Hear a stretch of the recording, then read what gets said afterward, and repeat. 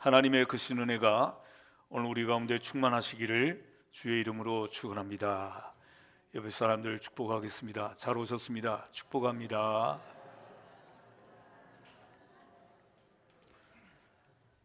네, 자, 한번 따라하겠습니다. 성령의 바람이 불어올 때. 얼마 전만 하더라도 심어 놓았던 그 씨앗들이 훈훈한 바람이 불지 않아서 자라지 못했는데, 지금은 훈훈한 바람이 불면서 무섭게 자라지 않습니까? 성령의 바람이 오늘 우리 마음속에 불고 또 교회와 나라 위에 성령의 바람이 불면 놀라운 변화가 일어나게 될 줄로 믿습니다.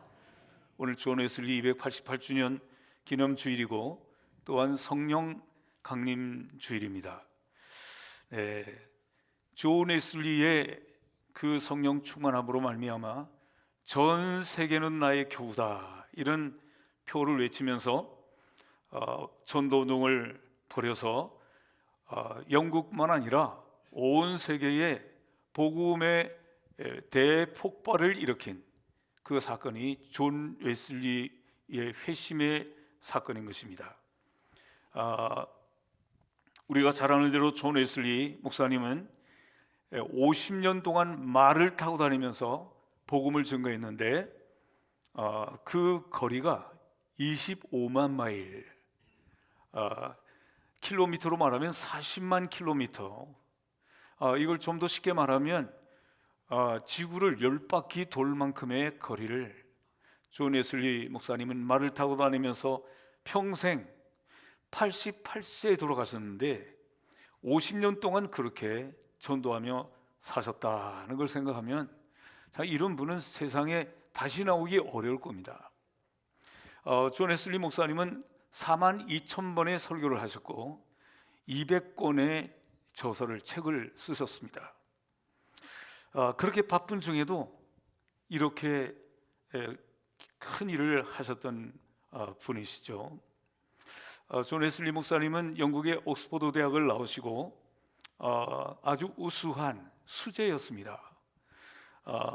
그 존 웨슬리 목사님은 특별히 그곳에서 우리가 잘 아는 옥스퍼드 대학 안에서 그 소그룹을 만들었습니다. 신성클럽, 홀리클럽이라고 말하는 그 소그룹을 만들어서 그곳에서 하나님 말씀을 연구하고 또 예배와 금식을 그곳에서 금식을 하고 또 그분들이 감옥에 갇힌 자들을 찾아가고 병자들을 방문하고 가난한 사람들을 찾아가서 복음을 증거하는 그런 일을 했던 것입니다. 그것을 얼마나 규칙적으로 했던지, 그래서 메소디스트, 규칙쟁이라는 별명이 붙었습니다. 그 별명이 오늘 우리 감리교회의 이름이 되었습니다. 그래서 우리 감리교회는 메소디스트, 코리안 메소디스트라고 얘기합니다. 그래서 오늘 우리 이런 별명을 처음에는 좀 부정적인 이름이었지만 그러나 지금은 자랑스러운 우리의 그 이름이 되게 됐는데, 이 소그룹이, 이 홀리클럽이라고 하는 소그룹이 오늘의 속회가 되었고, 그리고 이 속회가 감리교회의 시작이었습니다. 이 속회는 오늘 타교단에서는 다락방이라고도 말하고 구역이라고도 말을 하고 또 셀이라고도 말하고 여러 가지 이름이 있지만 1742년에 이 소그룹의 시작은 존 웨슬리 목사님이 제일 먼저 시작한 1742년에 시작한 자랑스러운 우리의 그 속회, 이 속회라고 하는 이름이 결국 교회가 되게 되었습니다. 물론 이 존 웨슬리 목사님은 언제나 성공만 한 것이 아니었습니다. 미국의 조지아주에 복음을 증거하러 꿈을 가지고 갔지만 거기에서 성공을 이루지 못하고 한 명도 전도하지 못하고 실패해서 돌아온 그런 경험도 있습니다. 그곳을 갈 때, 조지아주를 향해서 갈 때 대서양을 건너가는데, 그 대서양을 건너갈 때, 배를 타고 건너갈 때 거기에서 큰 풍랑을 만나게 되고 그 풍랑으로 말미암아 죽음의 공포를 느꼈습니다. 그렇지만 한쪽에 있는 한 무리들을 만났는데 그들은 이제 풍랑 속에서도 찬송하고 기뻐하는 무리들이었습니다. 그 사람은 바로 모라비안 교도들이었습니다. 그래서 그들에게 물었습니다. 당신들은 두렵지 않습니까? 우리는 두렵지 않습니다. 그럴 때 존 웨슬리 목사님은 그 말을 듣고 충격을 받았습니다. 어떻게 저렇게 말할 수 있을까?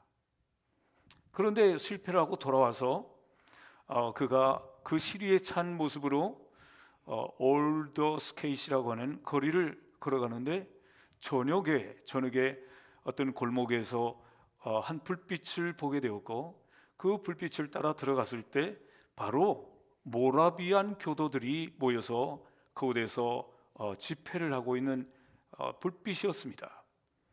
그런데 그때 들어갔는데 보니까 뭐 특별한 오늘 같은 부흥회를 하는 것도 아니고 뭐 즐거운 웃음소리 이런 것도 아니고 로마서 주석의 마르틴 루터의 로마서 주석의 서문을 읽고 있었습니다. 어찌 보면 딱딱한 그런 시간이죠. 그렇지만 그때 왠지 존 웨슬리의 목사님의 마음이 뜨거워지는 걸 느꼈다. 딱딱한 말씀이지만 그의 마음이 뜨거워지고 그리고 그 그리스도께서 나의 구주가 되신다는 믿음이 신뢰가 마음속에 확 불타올랐다는 것입니다. 그리고 그분께서 나의 죄를 사해 주셨다고 하는 이 구원의 확신이 그 마음속에 들어왔는데 그 뜨거운 마음이 식어지지 않았던 거예요. 순간적인 일시적인 그런 뜨거움이 아니라 그 뜨거움이 식어지지 않아서 그 뜨거운 마음을 가지고 이 영국 사회를 변화시키는 이런 일을 하게 된 것이 바로 존 웨슬리의 역사, 존 웨슬리의 그 하신 사역이라고 우리가 말할 수 있습니다. 그때 당시에 영국 사회는 아주 무질서했고 혼란했고 음란했고 또 음주와 도박과 이 사회 전체가 술에 취해서 비틀거리는 그런 때였습니다. 바로 그때는 또한 그 정부가 복권 제도를 장려해서 국민들이 다 사행심으로 가득 차 있었습니다. 이런 정말 휘청거리고 혼란한 그 가운데 존 웨슬리 목사님은 하나님이 주신 그 뜨거운 마음을 가지고 그들에게 복음을 증거하고 또 그 어려운 가운데 있는 사람들을 돕고 그래서 사회복지의 기원이라고 말할 수 있는 그런 일을 하게 된 것입니다. 특별히 존 웨슬리 목사님은 노예 해방 운동을 하는 일에 앞장섰던 분입니다. 그 노예를 해방하는 그런 그때 당시 노예가 성행을 했기 때문에 그걸 법을 만들려고 하면 국회의원이 할 수 있는 것이죠. 그때 윌버포스라고 하는 그 하원 의원이 있었는데 그분이 그 일을 해보려고 애를 썼는데 쉽지가 않은 일이었죠. 얼마나 쉽지 않은 일이겠어요. 오랫동안 뿌리 내리고 있었고 그것으로 또 많은 이제 수익을 벌어왔기 때문에 그 법을 만든다는 것이 얼마나 어렵겠습니까? 존 웨슬리 목사님께서 그 윌버포스라고 하는 그 하원 의원을 도와서 영적인 그런 동지가 되고 도왔는데 존 웨슬리 목사님이 88세로 돌아가시기 바로 전에 그 윌버포스에게 편지를 썼습니다. 친필로 편지를 썼는데 그 편지가 이런 내용입니다.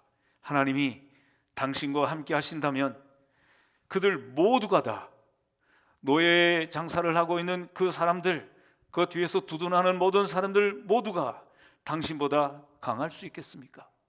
하나님이 당신과 함께 하신다면 그들이 아무리 강한다 하더라도 당신보다 더 강할 수 있겠습니까? 이 대륙의 이 악한 노예상들이 사라질 때까지 이 노예 무역이 뿌리 뽑힐 때까지 선을 행하다가 낙심하지 말기를 바랍니다. 이런 편지를 쓴 거예요. 윌버포스가 말이죠. 그 편지를 받고 얼마나 큰 힘을 얻었는지 그래서 이 노예 매매 폐지법이 1807년에 노예 매매 폐지법이 통과가 되고 1833년에 노예 해방 법령이 통과되고 이것이 영국에서 통과될 뿐만 아니라 이것이 이제 넘어가서 미국으로 넘어가서 링컨에게까지 영향을 주게 된 것이거든요. 그리고 보면 이 존 웨슬리 목사님이 얼마나 하나님이 주신 그 뜨거운 마음으로 복음만을 증거하는 것이 아니라 가난한 사람들, 노예들을 해방시키는 이를 위해서 목숨을 걸고 살았다는 사실을 생각할 때 얼마나 정말 자랑스러운 일인지 말로 다 표현할 수가 없습니다. 우리가 잘 아는 그 프랑스의 유명한 역사가 토마스 칼라일이라고 하는 사람이 그런 얘기를 했습니다. 존 웨슬리에 의해서 18세기에 영국을 변화시킨 이런 변화 때문에 영국이 훨씬 더 프랑스보다도 더 악하고 더 문란하고 할 수 있었지만, 그래서 프랑스에는 유혈혁명이 일어났는데, 그렇지만 이 웨슬리의 이 전도 때문에 영국에는 그런 유혈혁명이 일어나지 않는 그런 완충 역할을 했다라고 누가 말했는가 하면 칼라일이라고 하는 유명한 역사가가 그렇게 평가를 했습니다. 영국은 말이죠, 루이 16세와 마리 앙뚜아네트 같은 이런 많은 사람들이, 이런 귀족들, 이런 왕족들이 피 흘리는, 처형당하는 그런 유혈 사태가 일어났습니다. 다르게 생각하면 영국도 그렇게 일어날 수 있었고 영국은 그보다 더 할 수 있었지만, 그런 혁명이, 유혈혁명이 일어나지 않았던 그 이유가 바로 그것이 존 웨슬리 목사님의 성령의 충만함 가운데, 뜨거운 가운데 복음을 증거해서 그 낮은 저변에서부터 다 변화의 운동이 일어나면서 이런 혁명이 일어나지 않았다고 역사가 이 칼라일이라고 하는 역사가 그렇게 평가하는 모습을 보면서, 이것은 바로 하나님이 그 영국을 사랑하셨고 또 그 하나님이 존 웨슬리를 통해서 큰 역사를 이루셨다고 하는 사실을 우리가 생각하지 않을 수 없는 것입니다. 오늘 우리나라를 볼 때 우리나라도 깊숙이 바라보면 영국 사회와 뭐가 다를 게 있는가, 이런 생각을 우리가 하면서 오늘 존 웨슬리에게 역사하셨던 그 성령님이 오늘 우리 사회와 이 나라에 변화의 놀라운 역사로 나타날 수 있도록 우리가 기도하고, 또 우리 주변에 이런 역사가 나타날 수 있도록 웨슬리의 가슴을 우리가 가지고 성령의 인도하심을 따라 복음을 전하고 이 세상을 변화시키는데 앞장서는 우리 성도들이 다 되어야 될 줄로 믿습니다. 이 영국에서 이 놀라운 바람이 미국으로 불었습니다. 그래서 미국에 우리가 많이 들어보서 아시겠지만 대각성 운동이 일어나게 되었어요. 이 미국엔 대각성 운동이 1차, 2차로 일어나게 됐는데, 우리가 잘 아는 대로 미국의 청교도들이 그곳에서 정착을 하고, 그래서 청교도의 신앙을 가지고 그들이 신앙으로 잘 사는 것 같았지만 그것이 오래 가지 않고 매너리즘에 빠졌어요. 이 사람들이 그 마음속이 늘 그렇게 뜨거운 마음이 있는 것이 아니라 타성에 젖어가지고, 신앙도 이런 매너리즘, 타성에 젖기가 쉽다고요.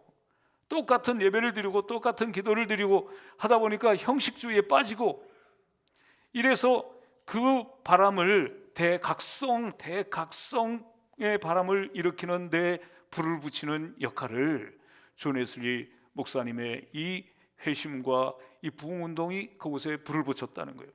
그래서 우리가 잘 아는 조나단 에드워드라든지 조지 화이트필드라고 하는 유명한 그 부흥사들, 목사님들을 통해서 1차 대각성 운동이 일어났고, 그 다음에 우리가 잘 아는 서부 영화에 나오는 서부의 개척 시대를 지나면서 아주 무법천지가 되어 있을 때, 그때에 그 이후에 제2차 대각성 운동이 일어나게 되는데, 그때에 천막을 치면서 복음을 증거하고 천막을 치면서 부흥 집회를 하는, 그것이 유행을 하게 됐는데, 그때 미국의 감리교회와 또 침례교회가 폭발적으로 부흥을 하게 됐던 것입니다.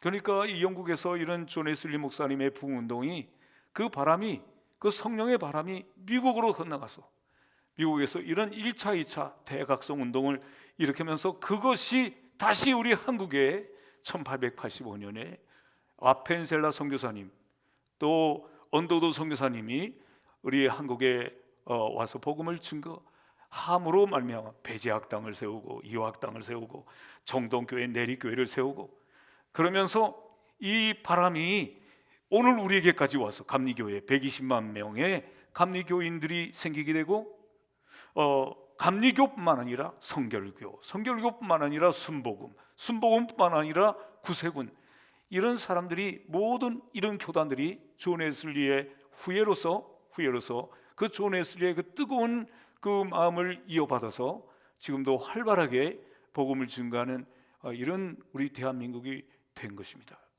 우리가 이 사실을 생각하면서 이 감리교인의 마음속에 우리 존 웨슬리의 이 뜨거운 이 성령의 충만함, 뜨거움이 우리에게도 그 바람이 불어나기를 기도하는 우리 성도들이 다 되어야 될 줄로 믿습니다.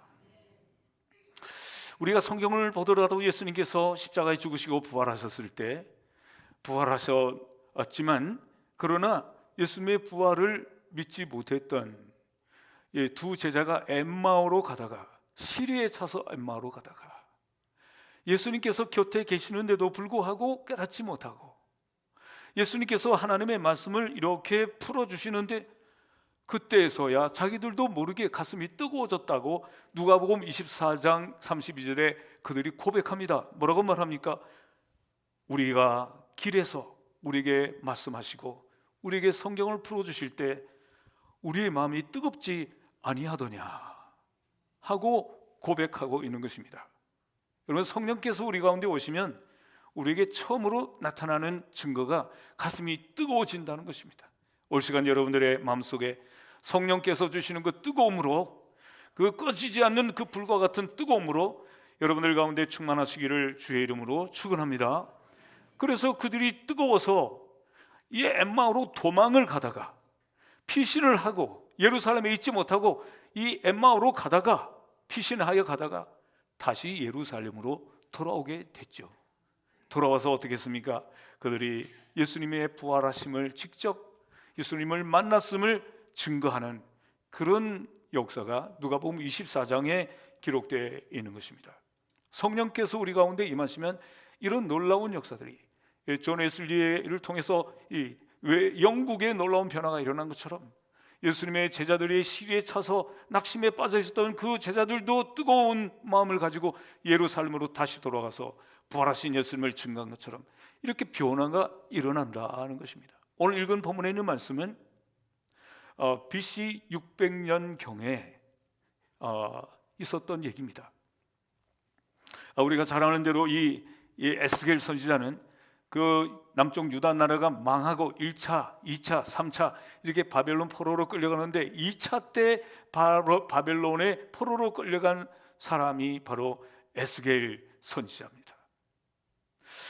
이 에스겔 선지자는 끌려갔기 때문에 성전이 불타는 것도 보았고, 그 유대인 나라의 군대가 해산되는 것도 보았고, 모든 쓸만한 사람들이 다 끌려가는 것도 보았고, 나이가 많고 힘없는 이런 사람들만 남아있는 것을 보았기 때문에 이 에스겔 마음속에는 정말 비참함을 금할 길이 없었어요. 비참하다. 그리고 또 우리에게 무슨 희망이 있으랴, 이렇게 포로로 끌려가고 그리고 나라는 다 망하고 성전도 무너지고, 그런데 우리에게 무슨 희망이 있겠나, 이런 절망감 속에 빠져 있었습니다. 과연 하나님이 살아계신가? 하나님이 살아계시다면 어떻게 이 나라가 이렇게 될 수 있는가? 전혀 소망이 보이지 않는 앞이 캄캄한 그런 때에 오늘 37장을 읽었지 않습니까? 이때 하나님께서 이 에스겔에게 찾아오신 거예요. 이때 찾아오셨습니다. 그리고는 환상을 통해서 엄청난 비전을 보여주신 말씀이 오늘 본문에 있는 말씀인 것입니다. 하나님께서 먼저는 이 에스겔 선지자에게 그 마른 뼈들이 막 널려 있는 모습을 보여주셨습니다. 해골 뼈들이 다 흐트러져 있는 이 해골 뼈들이 아주 바싹 마른 이 해골 뼈들을 하나님이 보여주신 것입니다. 그리고는 하나님이 말씀하십니다. 이 뼈들이 살겠느냐? 여러분, 이런 뼈들이 어떻게 살겠습니까? 그때에 이제 이 느헤미야가 주님, 살 것입니다 이렇게 말하지도 못하고, 안 살 것입니다 이렇게 말하지도 못하고, 느헤미야가 에스겔이 뭐라고 말했습니까? 주님이 아십니다 그렇게 말했습니다. 주님이 아십니다. 나는 할 수도 없고 주님이 아십니다. 그러니까 이 말이 무슨 말입니까? 나의 어떤 힘으로는, 어떤 의지로는 할 수 없는데 하나님께서 은혜를 베풀어 주시면 이 뼈도 살 수 있고, 우리 주님께서 이 나라에 사랑을 베풀어 주시면 이것이 다시 살아날 수 있고, 하나님이 은혜를 거두시면 절망으로 다시 빠질 수밖에 없습니다. 모든 해답은 하나님께 달려 있습니다. 이런 뜻으로 이 에스겔이 말한 것이죠. 그때 하나님께서 이 에스겔에게 말씀하십니다. 4절에 보니까 이 뼈들에게 하나님의 말씀을 대언하라 라고 말씀하십니다. 이 뼈들에게 하나님의 말씀을 대언하라. 정말 하얗게 변해버린 이 뼈들, 머리, 손발, 발가락 다 제 마음대로 흐트러져 버린 이런 뼈들에게 하나님의 말씀을 선포한다는 것이 여러분 상상이나 갑니까? 이들에게 무슨 말씀을 대언한단 말입니까?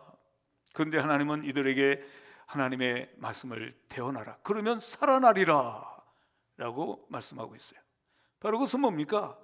오늘 지금 모든 유다 백성들의 마음속에 어떤 소망과 어떤 생명의 어떤 기운이 전혀 없이 다 낙심에 빠지고 절망에 빠지고, 마치도 이런 마른 뼈들과 같다는 거죠.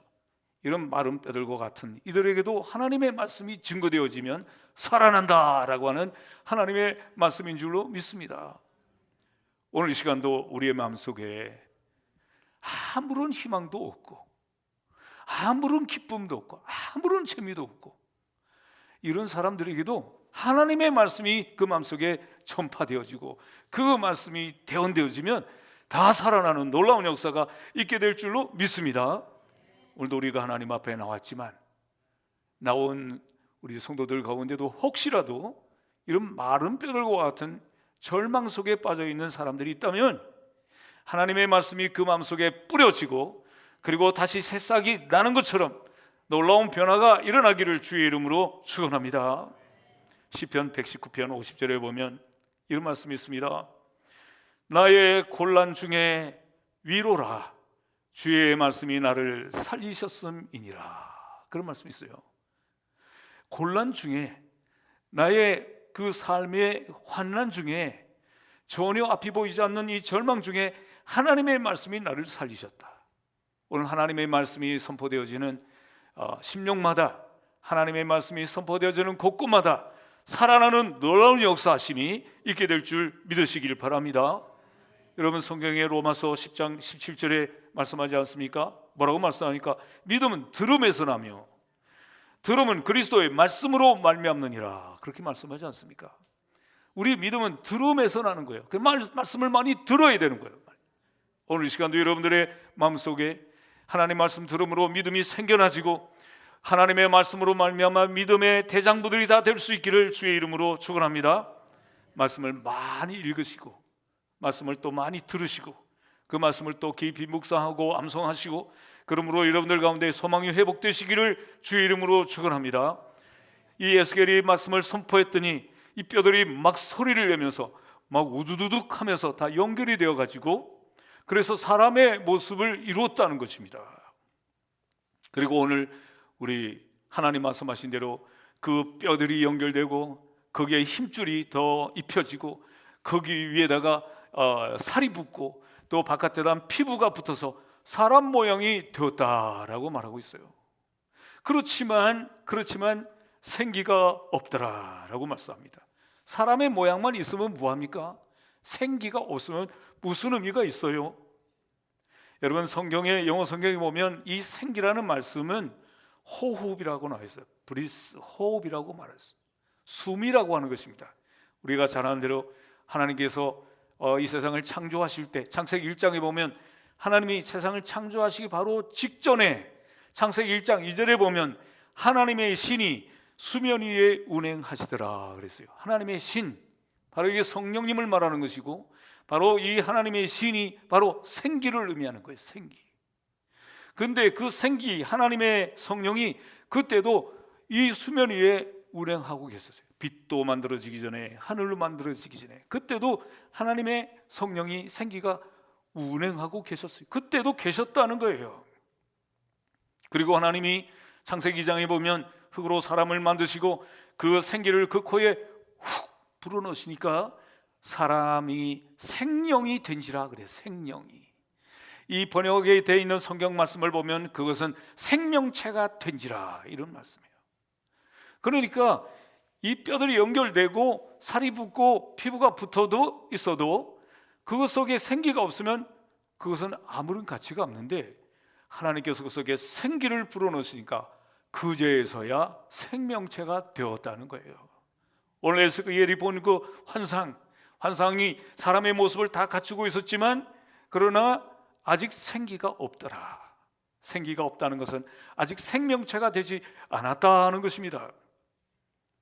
그때 하나님께서 생기야 불어서 그 속에 들어가라고 외치라고 하나님이 말씀하십니다. 그때에 이 에스겔이 하나님 말씀대로 생기가 들어가라고 명령을 하니까 생기, 히브리어로 이것은 루하우라고 얘기하는데, 루하우라고 하는 말은 이게 바람이요 호흡이요, 이것은 오늘 신약의 해석으로 말하면 성령님이에요. 성령님. 그 성령님이 그 속에 들어가니까, 그러니까 이 사람들이 큰 군대가 되었다. 오늘 10절에 큰 군대가 되었다라고 말씀하고 있습니다. 예수님이 부활하시고 승천하시고 예수님께서 어떻게 말씀하셨습니까? 너희는 예루살렘을 떠나지 말고 내가 너희에게 분부한 그 성령을 기다리라 말씀했죠. 그 말씀대로 기다렸을 때 오순절에 성령님이 임하시고, 베드로가 설교할 때 하루에 3,000명씩 하나님께 돌아오는 이런 역사가 사도행전 2장에 기록되어 있지 않습니까? 성령이 임하니까, 그러니까 사람들이 다 달라지는 거예요. 다 달라지는 거예요. 성령이 임하니까 영국도 달라지고, 성령이 임하니까 미국도 달라지고, 성령이 임하니까 오늘 한국도 달라졌습니다. 지금 아직까지 문제들이 많이 있지만 다시 이런 부흥의 역사가 일어나야 할 때이기 때문에 그런 것이죠. 초대교회도 마찬가지인 것입니다. 구약 성경으로 쭉 올라가게 되면 그 엘리야 시대 때도 마찬가지. 갈멜산에서 이 엘리야와 그리고 이 바알과 아세라 선지자들과의 결투가 일어나지 않았습니까? 결투가 일어나는데 먼저 이 바알의 선지자들이 그 제물을 그 제단 위에다가 만들어 올려놨는데 하루 종일 바알이요 소리를 쳤는데 아무런 응답도 없었어요. 나중에는 자기들의 몸을 막 자해하고 피를 흘리면서 그러면서 바알이요 외쳤는데도 아무런 응답이 없었어요. 그러나 엘리야가 여호와 하나님, 저들이 하나님의 살아계심을 보게 해 주시옵소서. 그리고 하나님 앞에 기도할 때 하나님의 불이 임해서 그 제단의 모든 제물을 다 불살랐다는 말씀이 있지 않습니까? 구약이나 신약이나 오늘 우리 지금 이 시대나 하나님의 성령이 임해야 된다는 얘기예요. 여러분, 그 바알 제단에서 제물을 올려놓고 별 소리를 다 하고 말이죠. 악기를 다 동원하고 춤을 추고 했지만 아무런 능력이 없었습니다. 오늘도 마찬가지죠. 교회도 노래를 하고 찬송을 하고 한다고 되는 게 아니라 성령이 우리 가운데 임하셔야 되는 줄로 믿습니다. 우리가 어떻게 오늘 성령 강림절에 성령이 우리 가운데 충만할 수 있는가? 바로 그것은 회개하는 것입니다. 회개. 우리가 하나님 앞에 우리의 모든 죄를 회개하는데, 이 회개라는 말은 메타노이아, 방향을 바꾼다는 것입니다. 방향을 어떻게 방향을 바꾼다는 것입니까? 예수님에 대해서 내가 알고 있던 그 선입견, 이걸 바꿔야 되는 거예요. 예수님 당시에는 예수님은 십자가에 죽어야 될 사람으로 생각을 하고 있었던 것이죠. 그 자세를 바꿔야 성령이 임하시는 거예요. 그게 바로 회개거든요. 베드로가 설교하면서 회개하라 그러면 하나님이 여러분들에게 성령을 선물로 주실 것입니다. 그 자세를 바꾸라는 거예요. 자세를 바꾸라. 그동안에 예수님을 십자가에 못 박혀야 될 사람, 저 사람은 당연히 저주받아야 될 사람으로 생각했던 여러분들 그 태도를 바꿔야, 그래야 하나님께서 그 가운데 역사하신다고. 그동안에 그들이 그랬지 않습니까? 예수님을 십자가에 못 박아야 된다, 바라바라는 놔줘야 되고 예수님을 십자가에 못 박아야 된다고 외쳤던 사람들이지 않습니까? 그때 이 베드로가 그런 설교할 때 그들의 마음속에 찔림이 왔습니다. 바로 그분이 우리의 주가 되시고 그분이 우리의 그리스도가 되셨다, 바로 그분을 십자가에 못 박은 여러분들의 그 태도를, 자세를, 생각을 바꿔야 된다. 그때 그들의 마음속에 찔림이 오고 회개할 때 그때 성령이 그 가운데 강력하게 임하게 되고 그들이 회개하고 하나님께로 돌아오는데 하루에 3,000명씩 돌아오게 되었다는 거예요. 우리가 그런 우리의 자세를 바꾸는 그런 회개도 해야 되고, 또 하나는 뭡니까? 자범죄. 우리가 스스로 우리의 생활 속에서 우리의 생각으로, 말로, 행동으로 지었던 이런 죄들을 회개할 때 성령께서 우리 가운데 임하시는 줄로 믿습니다. 바로 이것이 하나님의 성령이 우리 가운데 오시게 하는 비결이란 말이에요. 그 다음에는 순종하는 것입니다. 순종한다는 얘기는 나의 의지, 나의 고집, 이런 것들을 다 꺾고, 나의 교만도 꺾고, 잘난 척하는 것도 다 꺾을 때 우리 주님께서 우리를 부들부들하게, 우리 주님께서 우리에게 말씀하실 때 그 앞에 그 말씀대로 순종하고 따르고 할 때 성령이 오신다는 거예요. 그뿐만 아니라 우리가 하나님의 말씀을 사모할 때, 시편 42편에 있는 말씀처럼 사슴이 시냇물을 갈급하듯이 이런 사모함이, 갈급함이 우리에게 있을 때 성령께서 우리가 가운데 오신다는 것입니다. 또 그뿐만 아니라 우리가 하나님 앞에 기도할 때 초대교회 성도들은 오로지 기도하기를 힘썼다 그랬어요. 누가복음 11장에 보면 예수님께서 우리에게 기도를 가르쳐 주십니다. 주기도문을 말씀하시면서 아비가 자식된 자에게 좋은 것을 주지 않겠느냐, 생선을 달라 하는데 뱀을 주겠느냐, 하나님 앞에 기도하면 하나님이 성령을 주시지 않겠느냐, 그런 말씀을 예수님이 하셨습니다. 그러니까 우리 가운데 성령이 우리 가운데 오시는 그 비결은 하나님 앞에 회개하는 것이고, 우리의 의지를 다 꺾고 하나님 앞에 순종하는 것이고, 그리고 또 사모하는 것이고, 갈망하는 것이고, 우리 하나님 앞에 힘써서 기도할 때 하나님의 성령께서 우리 가운데 존 웨슬리에게 임하듯이, 우리 가운데 임하시고, 초대교회에 성령이 임하듯이 우리 가운데도 임하게 될 줄로 믿습니다. 오늘 우리가 살고 있는 이 현실을 바라보면 참 여기에 무슨 희망이 있겠는가, 그런 생각이 들 만큼 매우 절망적이고 어둡고 또 두렵기도 한 이런 모습들이 우리에게 보일 것입니다. 그렇지만 오늘 우리가 성령이 충만하게 존 웨슬리와 같은 마음을 가지고, 성령 충만한 그 뜨거운 마음을 가지고 복음을 전가할 때 가정이 살게 되고, 우리 사회도 살게 되고, 나라도 살게 되는, 에스겔이 보았던 환상과 같이 이 마른 뼈들이 이제 생기가 있는 큰 군대처럼 변하는 놀라운 하나님의 역사하심이 우리 가운데도 임하게 될 줄로 믿습니다.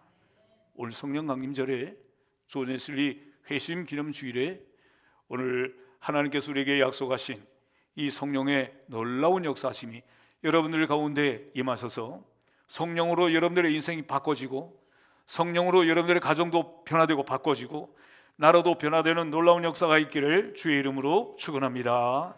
기도하겠습니다. 고마우신 하나님 감사합니다. 오늘 성령 강림 주일에, 또 존 웨슬리 회심 기념 주일에 성령으로만 이 영국도 변화되고 미국도 변화되고 성령으로만 놀라운 이 변화가 일어났던 것을 우리로 하여금 깨닫게 하여 주시옵고, 성령 충만한 삶을 살라고 오늘도 말씀해 주시오니 하나님 아버지, 나의 의지와 고집으로만 사는 자들이 되지 말게 하시고 우리가 하나님 앞에 진정으로 회개하고 또 하나님 앞에 순종하고 사모하고 또 기도함으로 말미암아 성령 충만한 삶을 살아가는 성도들이 다 되게 하여 주시옵소서. 그래서 초대교회와 같은 변화의 역사하심이, 또 영국과 미국과 같은 변화의 역사하심이 오늘 우리 한국의 초기 기독교 교회가 들어올 때의 그때와 같은 변화의 역사심이 우리 가운데도 임하게 하여 주실 줄로 믿습니다. 예수 그리스도의 거룩하신 이름으로 기도합나이다. 아멘. 찬송